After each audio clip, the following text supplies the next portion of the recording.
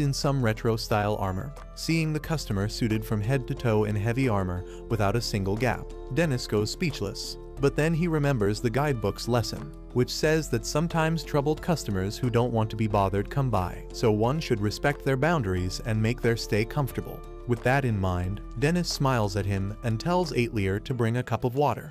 While the knight sits down and reads the menu quietly, Dennis stares at him intensely, thinking the knight will give him a challenging dish to make, but he shyly points to the small rice bowl and then a topping.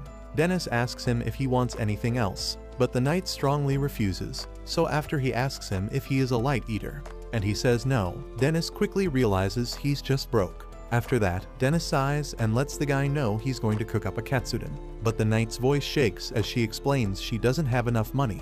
Being irritated, Dennis says a strong guy needs to eat well, but after processing for a second, he realizes that he heard a girl's voice inside the bulky helmet. A few minutes later, the lady knight named Henrietta opens up to him that her party also booted her and calls them horrible because they said the reason was that female knights aren't strong and only become a burden, so they don't need one in their party. She says gender has nothing to do with skill, and Dennis agrees, but she also admits she is only level 23 at the moment, and he thinks she is doing well for her level. Then, she gets all excited about the strongest party, Silverwing, because their vice captain is also a female swordswoman like her. Henrietta fangirls over the legendary Crimson Swift Sword, who some consider to be the strongest female swordswoman ever born.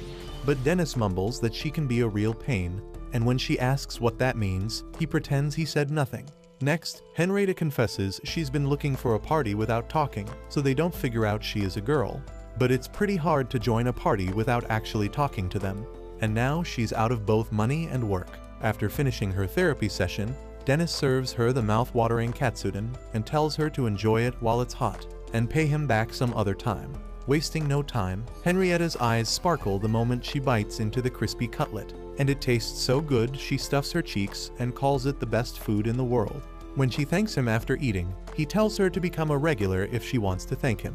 And Henrietta is up for it if it wasn't for the fact that she can't earn money without a party. Hearing that, he gets the idea to ask his customers if they need a female knight, and asks her to come eat again soon so he can tell her if he has found a group. Before long, a party of guys comes to the restaurant and also gets surprised by how delicious all the food is, and the little waitress is pretty cute too. They give Dennis a compliment, which makes him happy, and he asks Aetlier if she's happy that they called her cute as well. But she silently walks away, showing zero emotion, though she still looks much happier than before as she shyly serves a nice old lady. Just then, Dennis overhears the guys saying it's time for their next adventure, so he asks them if they're a party and tells them he knows a swordswoman looking to join. Hearing that it's a girl and she's quite skilled, their leader is more than happy to recruit her, and he tells Dennis she can join as soon as the next day. Dennis is a little surprised by how fast they agreed, and the guy explains that his party desperately needs a strong attacker. Later that evening, Henrietta is in disbelief at how quickly Dennis found her a party and thanks him, saying she will show her gratitude by spending her first paycheck at his restaurant. However, Dennis thinks it over a bit and says even though he found them for her, she should be more careful about which party she joins. But before he explains what he means, she tells him it's no big deal, and she won't be able to do anything if she sweats over every tiny detail. Seeing that she has made her decision, he serves her another delicious dish that melts all of Henrietta's worries away, and she promises to pay back his kindness while awkwardly talking and munching with her mouth open. When she wonders out loud what she should order tomorrow, he realizes she might really eat every meal at his place, and with that, they say their goodbyes. That night, while Dennis and Aetlier clean up in the back, the last two customers talk about how good his cooking is, and right after that, the girls discuss the rumor going around about a party of guys that recruits solo female adventurers, and then assaults them after taking them deep in the dungeon. That instantly catches Dennis's attention, and he hears the girl mention that the guys haven't been caught because they leave the girl there to hide evidence, and move to the next town after they do it 2 or 3 times. After listening to the whole story, the party of 4 guys comes to his mind, but he hopes they're not the bad guys. The following day, after Henrietta introduces herself, their leader, Still, and the 3 other guys introduce themselves back. Still tells her to stay relaxed around him like everyone else, even though he is technically the leader. With that, they head to the forest. Henrietta asks still what the quest is, and he tells her it is just a simple gathering request. Hearing that they only need to go inside and collect some items, Henrietta grows curious about what those items are, but the guys say they will explain inside. But she decides to go along with them to avoid making things awkward. Inside, she quickly defeats all the monsters on the first level, and the guys give her lots of compliments, which make her blush. But when Still says it's time to go deeper, she feels very happy that her party is relying on her, unlike before when she was judged just for being a girl. She thinks things will work out great with her new party, not knowing that the fake smiles plastered on their face disappear when she's not looking. As the party goes deeper, they trigger a trap that summons a giant golem, but Henrietta jumps right in and slices its arm in an instant. And she continues her job as the main damage dealer for hours until she gets so tired that her legs give out. However, Still acts surprised she's already tired, and she reminds him he said their destination wasn't that deep. But the leader says they are almost there, so she pushes herself all the way till they reach a crystal mine. There, the guys explain that they came here to gather the blue crystals called memory crystals and immediately start collecting them. Hearing that, Henrietta breathes a sigh of relief and sits down looking exhausted. So Still asks the mage Marmok to cast some recovery magic on her. But instead, he shocks her with a stun spell that makes her body very weak, and when she tries to grab her sword, Still stomps on her hand and kicks it away. Henrietta quickly realizes that she has been stunned as Still steps on her and thanks her for being so dumb and easy to flatter. But Marmok defends her and says that it is because she is so dumb that they are going to make some nice memories with her.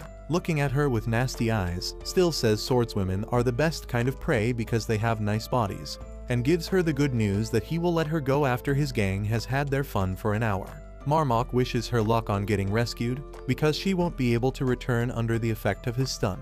At that moment, Henrietta regrets not listening to Dennis's advice and being more careful when she noticed the group acting shady. Then, they start taking off her heavy armor piece by piece, and Still makes it crystal clear that no one will come for her, no matter how much she screams, and right as she loses all hope.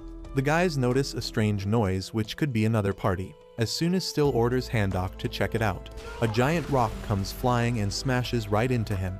The guys stare in confusion at the monster with two butcher knives and a bag on his face. As their hearts pound, they wonder if it is a monster or a very beefy creep with big kitchen knives.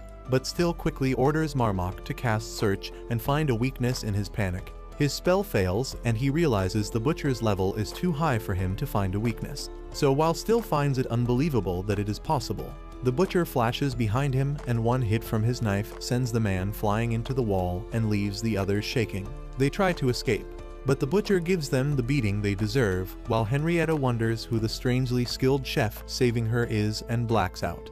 Later that evening, she tells Dennis everything that happened and that she woke up in the guild's waiting room, and says she couldn't say thanks to her buff hero with cleavers. Dennis understands how tough it was, and she also reveals that weirdly enough, her attackers were found neatly tied up outside the dungeon's entrance, and after the guild dug into it, it was found that all of them had a bounty on their heads. She admits it all felt like a dream, and she's learned her lesson to pick her teammates carefully in the future, like he told her.